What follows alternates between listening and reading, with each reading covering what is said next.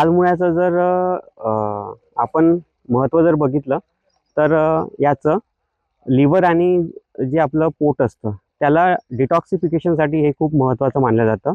तर आपण डिटॉक्सिफिकेशन आपल्याला माहितीच आहे. डिटॉक्सिफिकेशन म्हणजे काय, याच्यामध्ये काय असतं, जे शरीरामध्ये जे आपले हार्मफुल घटक असतात, जे विषारी पदार्थ शरीरामध्ये असतात, ते आपण डिटॉक्सिफिकेशन मार्फत आपण शरीराबाहेर काढून घेत असतो.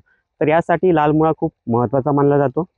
आणि या लाल मुळ्याची लागवड आपण कृषी विज्ञान केंद्रामध्ये आपण याचा प्रयोग केलेला होता आणि हा सक्सेसफुल झालेला आहे.